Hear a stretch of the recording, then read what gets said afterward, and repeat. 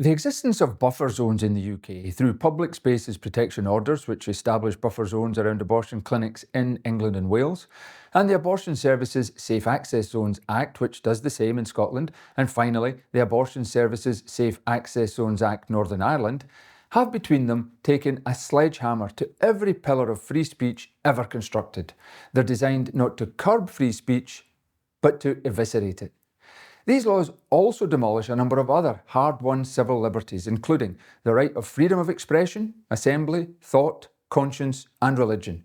They have created, for the first time in the history of these islands, thought crimes, where a perpetrator needn't act or even encourage others to act, but need only think negatively about the actions of others to fall foul of the law. They are egregious and grotesque pieces of legislation in every way.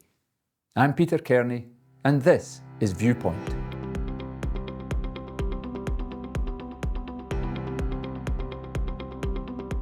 So how did we get to this Orwellian situation where our thoughts and our conscience are policed by the state? Where cherished freedoms are simply voted away by intellectual pygmies masquerading as politicians? Among the most important freedoms these laws have set on fire and destroyed is freedom of religious expression. Something which we used to care about and something the international community certainly once cared about. To understand what is meant by religious freedom, we need to look at the standards set by Article 18 of the Universal Declaration of Human Rights. It states, "Everyone has the right to freedom of thought, conscience and religion. This right includes freedom to change his or her religion or belief, and freedom, either alone or in community with others, and in public or private, to manifest his or her religion or belief in teaching, practice, worship and observance."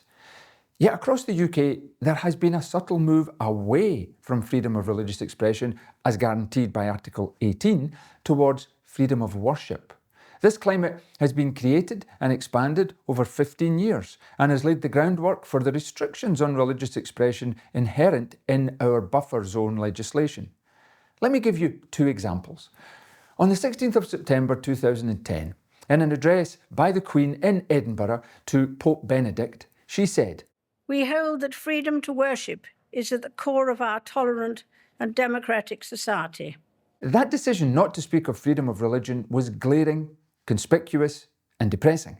A pale shadow of the actual words in Article 18 to manifest religion or belief in teaching, practice, worship and observance.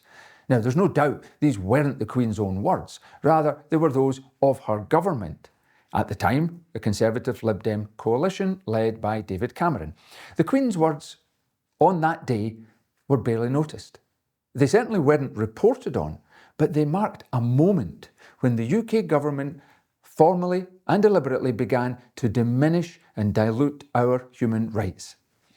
The second example is from 2022, when the UK Supreme Court considered whether a buffer zone bill was within the legislative competence of the Northern Ireland Assembly. The Scottish Government took a close interest in these proceedings and the question of legislative competence, and they sent their senior law officer, the Lord Advocate, to London, where she offered the justices of the Supreme Court a novel perspective on silent vigils. Dorothy Bain, KC, informed them that I do wonder about the making a difference between silent attendance outside the clinic as opposed to one where there's overt violent type of conduct that we could characterise it as. And what I said yesterday about that was it may very well be that silent vigil or silent prayer is just as concerning, just as worrying, just as psychologically damaging to a young woman attending at the clinic as would those shouting abuse at her. It is reasonable to say that we shouldn't essentially put that in a separate character and say that will always be something that should be treated differently. I think it very much depends on the facts of the case. And it may very well be, as I say, that that sort of protest, engaging in that way, silent prayer, almost standing in judgment, is far more damaging to the young woman than hurling names and abuse at her. Although tellingly, no one has ever been arrested outside an abortion facility in Scotland for breach of the peace, harassment or intimidation. This didn't appear to place any onus on Scotland's Lord Advocate to explain what violent types of conduct she had in mind.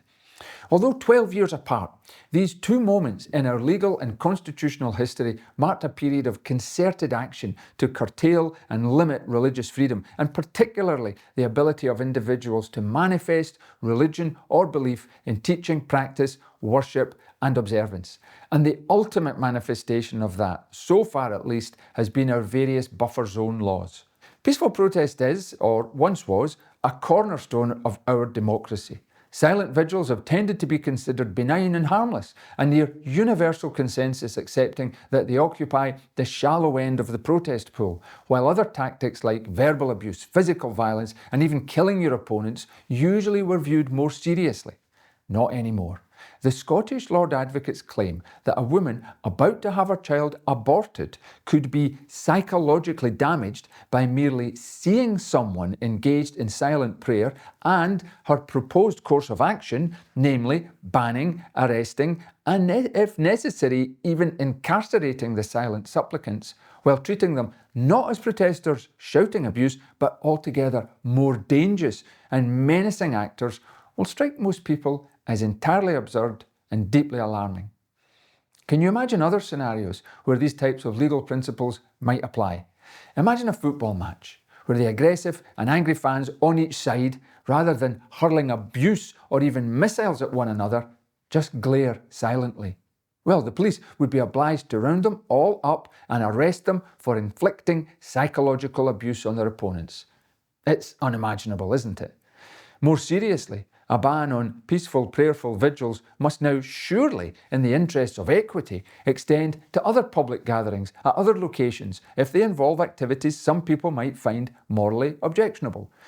Silent peace vigils outside the Trident nuclear submarine base at Faslane on the River Clyde have been a fixture for decades.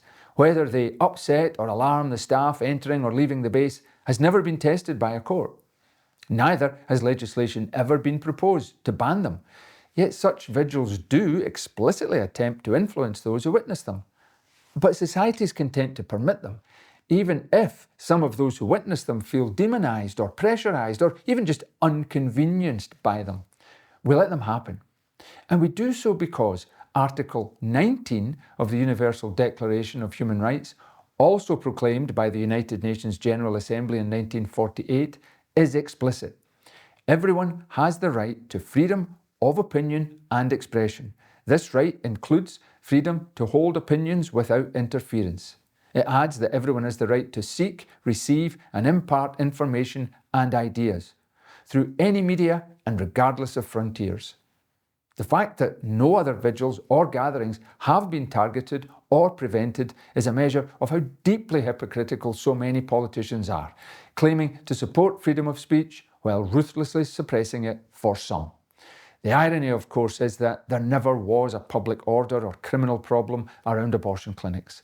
Pro-life campaigners are peaceful and law-abiding. So buffer zones are not so much a sledgehammer being used to crack a nut, they're more like a sledgehammer being wielded against an invisible nut.